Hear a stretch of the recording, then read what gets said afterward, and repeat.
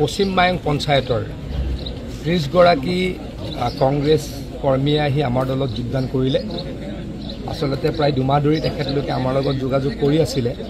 মই বিভিন্ন কামৰ ব্যস্ততাৰ বাবে সময় দিব পৰা নাছিলোঁ।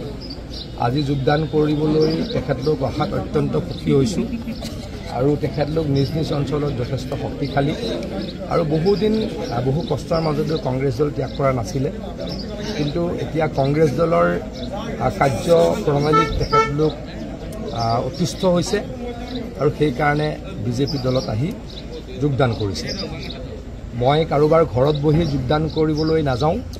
যোনে কাৰোবাৰ ঘৰত বহি মণিকুটৰ টকা দিম বুলি মিছা কথা কৈ যোগদান কৰিছিল, তেখেতসকলক আজি বুজাই দিছোঁ যে জাগিৰোড সমষ্টিত ইমান ইজিলি ইলেকশ্যন খেলিব ভৱিষ্যতে নোৱাৰিব। এই যোৱাবাৰ অহংকাৰ কৰা নাই।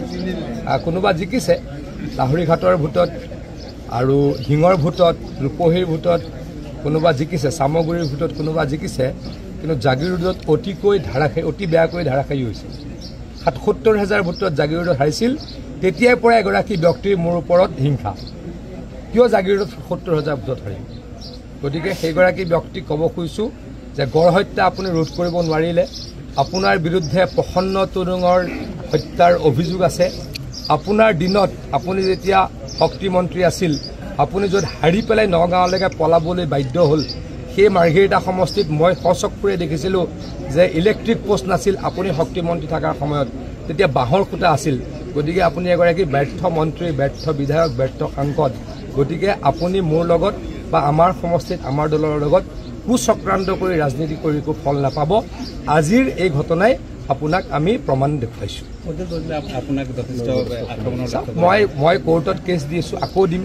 গতিকে চলি থাকিব। কিন্তু প্ৰদ্যুৎ বৰদলৈ ডাঙৰীয়াৰ এটাই কষ্ট, কিয় জাগিৰোডত ৭০,০০০ ভোটত তেখেত হাৰিল, কিয় জাগিৰোডত কোনো এটা অনুষ্ঠানত তেখেতক নামাতে, কিয় জাগিৰোডত 1000 মানুহলৈ ক'তো এখন মিটিং পাতিব নোৱাৰে। কাৰোবাৰ ঘৰত বহি 20টা মানুহ ফুচুলাই লৈ যায়, আকৌ আজি আহি আপোনালোকৰ আগত কৈ দিলে যে আমাৰ নামঘৰটোৰ মন্দিৰটোৰ মণিকুটটোৰ পইচা দিম বুলি কৈ ফাঁকি মাৰি লৈ গৈছিল। আৰু এগৰাকী ব্যক্তি যাক আমি 6 মাহৰ আগত পাৰ্টীৰ পৰা এক্সপেল কৰিছিলোঁ আমাৰ দলৰ বিৰুদ্ধে কাম কৰাৰ কাৰণে, তেওঁতো আমাৰ দলৰ ব্যক্তি নহয়। এতিয়া আমি দলৰ পৰা অব্যাহতি দিলোঁ বা এক্সপেল কৰিলোঁ, তেওঁ আমাৰ ব্যক্তি নেকি? কালিলৈকে যদি পষ্টত থাকিলে হয় তেওঁ বিজেপি হয়। আমি 6 মাহৰ আগত তেখেতক আমাৰ দলৰ পৰা অব্যাহতি দিছোঁ। গতিকে কুচক্ৰান্ত কৰি লাভ নাই। ৰাইজৰ কাৰণে কাম কৰিছোঁ, ৰাইজৰ লগত আছোঁ। গতিকে আমাক ইয়াতে ভগৱানৰ আশীৰ্বাদত একো কৰিব নোৱাৰে। এইবছৰ ৭৭,০০০ ভোটত হৰুৱাইছোঁ, ভগৱানৰ আশীৰ্বাদত অহাবাৰ ৯০,০০০ ভোটত হৰুৱাম।